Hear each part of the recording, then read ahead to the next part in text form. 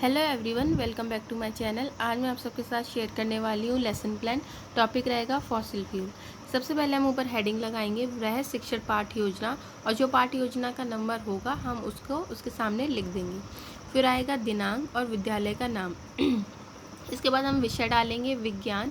दिनांक में हम वो दिनांक डालते हैं जिस दिनांक में हम अपना लेसन प्लान पढ़ा रहे होते हैं। विद्यालय का नाम में आएगा जिस विद्यालय में हम अपनी मैक्रो टीचिंग करेंगे उस विद्यालय का नाम यहाँ पर मेंशन कर देंगे। फिर आएगा विषय विज्ञान लिखा जाएगा। प्रकरण जीवाश्मी ईंधन फॉसिल फ्यूल्स। कक्षा 10C चक्र 5th कालांश 35 मिनट। अब हम 3 कॉलम बनाएंगे। सबसे पहले रहेगा शिक्षण बिंदु, दूसरा शिक्षण उद्देश्य, तीसरा विधि प्रविधि सहायक शिक्षण सामग्री। शिक्षण बिंदु में जो हमारा प्रकरण रहता है वही हम लिख देते हैं। हमारा प्रकरण है जीवाश्मी ईंधन, वो हमने यहाँ लिख दिया है। शिक्षण उद्देश्य हमारे 6 रहते हैं। 1 बाई 1 हम सारे उद्देश्य देखेंगे।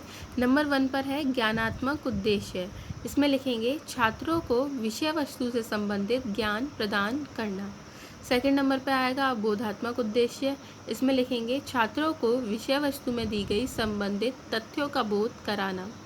थर्ड है अनुप्रयोगात्मक उद्देश्य। इसमें लिखेंगे छात्रों को विषय वस्तु में दी गई विशिष्ट बातों का अपने जीवन में प्रयोग करना सिखाना।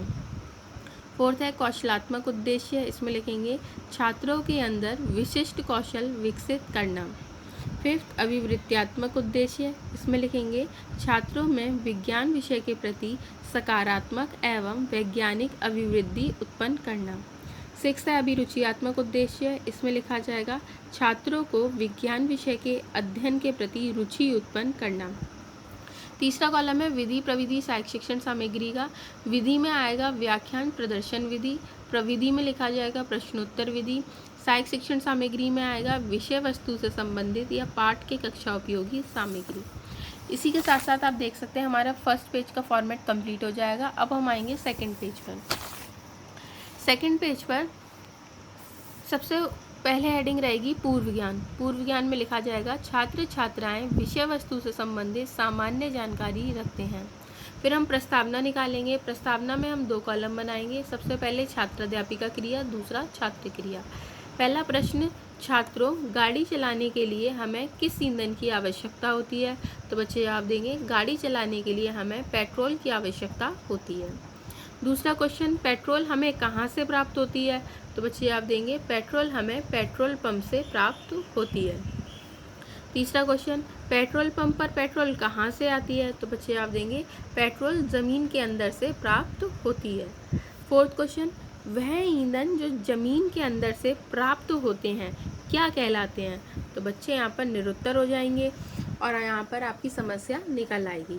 इसके बाद आप एक उद्देश्य कथन लिखेंगे। उद्देश्य कथन में आएगा आज हम लोग जीवाश्मी ईंधन के बारे में अध्ययन करेंगे। इस तरीके से आपका सेकंड पेज का फॉर्मेट आप देख पा रहे होंगे कंप्लीट हो जाएगा। अब हम आएंगे थर्ड पेज पर। थर्ड पेज पर सबसे ऊपर हेडिंग रहेगी प्रस्तुतिकरण। इसके बाद हम 2-3 कॉलम बनाएंगे। सबसे पहले शिक्षण बिंदु, दूसरा अपेक्षित व्यवहार परिवर्तन, तीसरा छात्राध्यापिका कथन। शिक्षण बिंदु में जो हमारा टॉपिक रहता है हम उस टॉपिक को यहाँ लिख देंगे। हमारा टॉपिक है जीवाश्मी ईंधन। अपेक्षित व्यवहार परिवर्तन में आएगा सबसे पहला परिवर्तन रहेगा ज्ञानात्मक उद्देश्य में। इसमें लिखा जाएगा छात्र छात्राएं पाठ से संबंधित ज्ञान प्राप्त कर सकेंगे। सेकंड नंबर पे है अब बोधात्मक उद्देश्य। इसमें आएगा छात्र छात्राएं विषय वस्तु से संबंधित विशिष्ट तथ्यों का बोध कर सकेंगे। थर्ड है अनुप्रयोगात्मक उद्देश्य। इसमें आएगा छात्र छात्राएं विषय वस्तु से संबंधित विशिष्ट ज्ञान का अपने जीवन में उपयोग कर सकेंगे। फोर्थ है कौशलात्मक उद्देश्य। इसमें लिखेंगे छात्र छात्राओं ने विषय वस्तु के माध्यम से विशिष्ट कौशल विकसित कर सकेंगे। फिफ्थ है अभिवृत्त्यात्मक उद्देश्य। इसमें आएगा छात्र छात्राओं में विज्ञान के प्रति सकारात्मक अभिवृत्ति उत्पन्न हो सकेगी।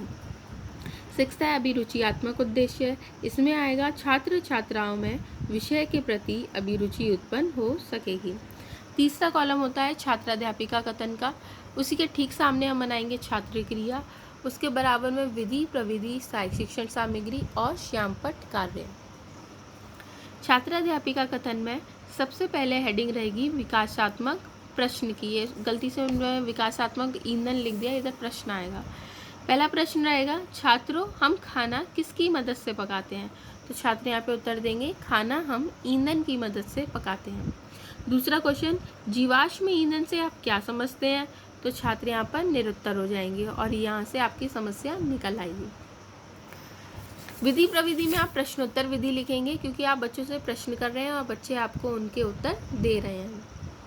इसी के बाद छात्राध्यापिका कथन आएगा। आप बच्चों को एक्सप्लेन करेंगे अपना टॉपिक। आप जितना भी उसमें कंटेंट लिखना चाहते हैं आप वो कंटेंट लिखेंगे और बच्चों को एक्सप्लेन करेंगे।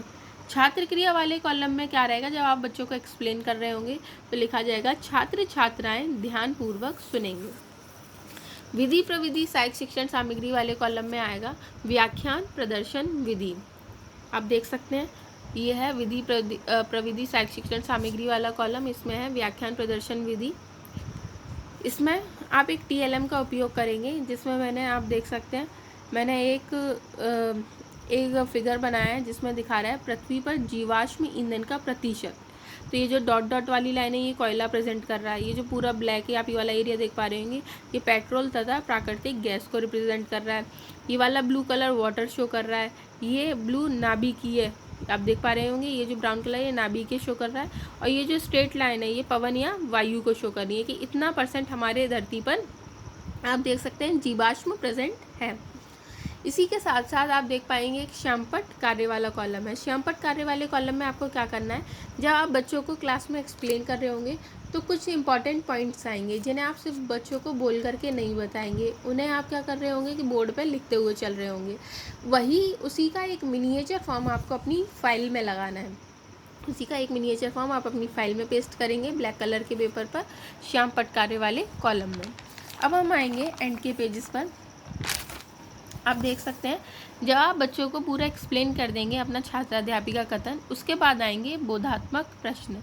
बोधात्मक प्रश्न में बेसिकली क्या रहेगा, जब आपने बच्चों को टॉपिक पढ़ा दिया तो बच्चों को ये चेक करने के लिए कि बच्चों को उसमें से कितना समझ में आया है, तो आपने बच्चों को जो पढ़ाया होगा आप उसी में सब क्वेश्चन करेंगे, वो क्वेश्चन हो जाएंगे बोधात्मक प्रश्न।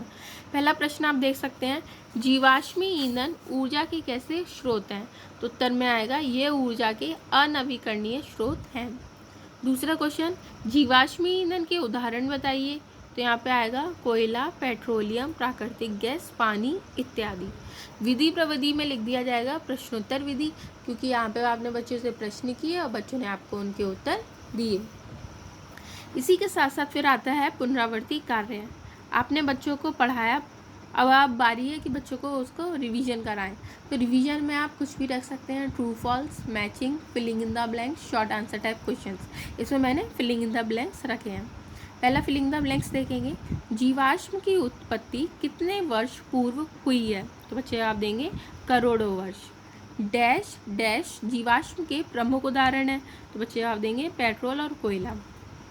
थर्ड नंबर पे है जीवाश्म ईंधन डैश होते हैं, तो इधर उत्तर में आएगा सुविधाजनक। फोर्थ नंबर पे है जीवाश्म ईंधन को डैश करने की आवश्यकता होती है, संरक्षित यानी कि उनको कंजर्व करने की आवश्यकता है।